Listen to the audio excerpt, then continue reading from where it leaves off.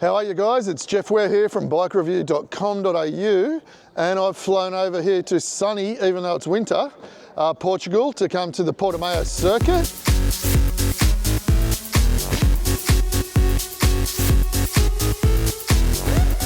I haven't been here for about 10 years, but it's great to come back here.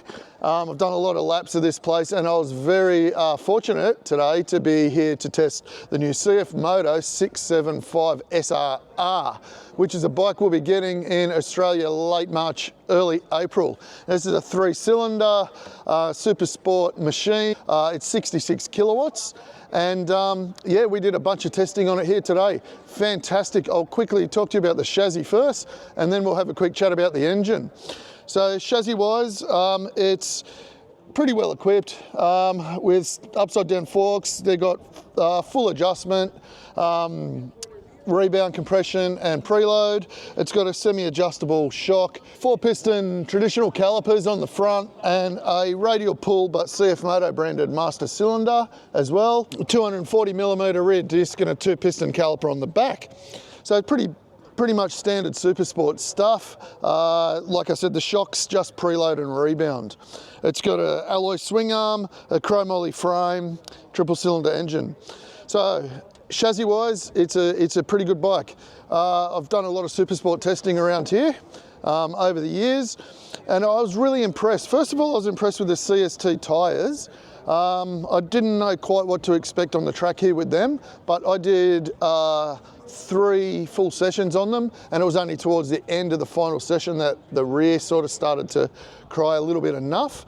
But look, it's nimble, it's stable. It doesn't have a steering damper on it, but it's stable. They come with a steering damper.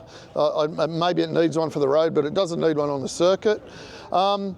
The brakes work really well. We did 2 sessions with the ABS on, 1 session with the ABS off. Some people mentioned they had a few problems with the ABS interfering with their braking.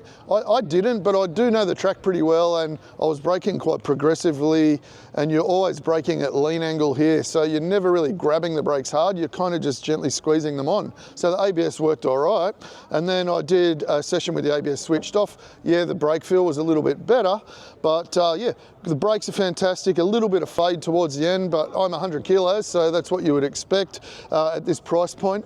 Rear brake works really well. I use a lot of rear brake.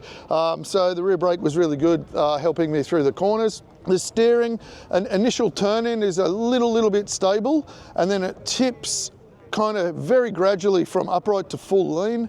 It doesn't like flop on its side. It just rolls in really progressively and nicely, and that's whether you're on the brakes or off the brakes. So that's whether the forks are right down the bottom of the stroke or whether up high, it just still has that nice, very predictable lean into turns, and then you can easily adjust your line if you want to.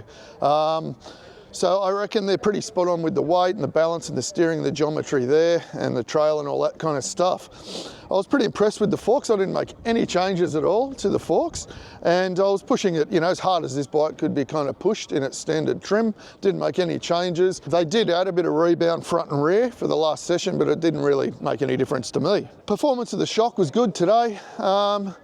There's a tiny little bit of pumping coming onto the straight here, but you're flat in 4th gear, then you grab 5th gear, and there are some bumps here now because the track's, you know, 15, 16 years old, but very good performance, no fade from the shock or anything, so I was pretty impressed with that. Ergonomically, I'm 187 centimetres tall. I fitted in the bike really well. I could tuck in behind the screen here, and I was getting 222 kilometres an hour nearly every lap just before the braking point at the bottom of the hill here, which is, you know, it's not super sport 600 territory, but for a 66 kilowatt bike, it is kind of 30 horsepower down on, you know, the Japanese equivalent or the European equivalent. But what I can tell you about this engine, forgetting the top speed and the top end power, which is a little bit flat, it's not exciting up top or high revving, but it's got beautiful torque off the bottom and through the middle. So off all the slower corners here,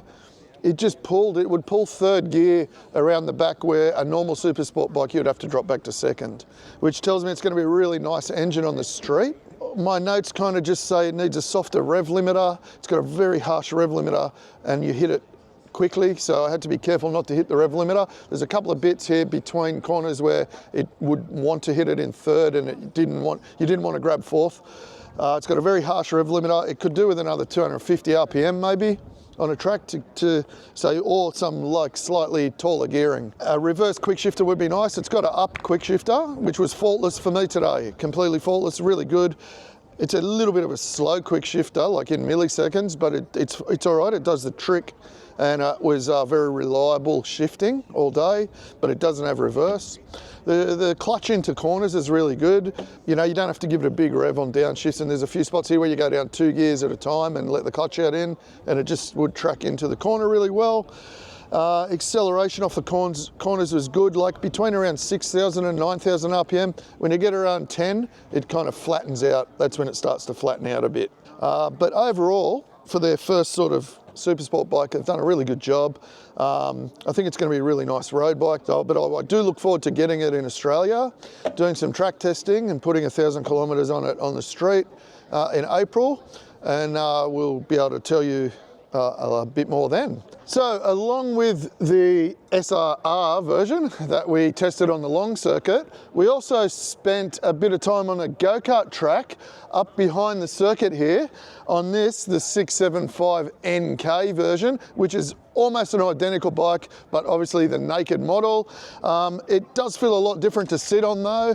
Ergonomically, very comfortable. The tank feels a bit taller, a bit wider. It's got the upright bars, and it felt quite grunty on the go-kart track compared to the other bike on the circuit. I don't know if the final gearing's the same or not, but it's got, yeah, really nice punchy acceleration, a good mid-range, and we look forward to testing this a bit more. We only did 2 10-minute sessions on the go-kart track, but as soon as we get this thing in Australia, we'll bring you a full road test on this, the naked version. But from what I felt over here, it was a really good, fun naked bike. So really looking forward to riding this one a bit more.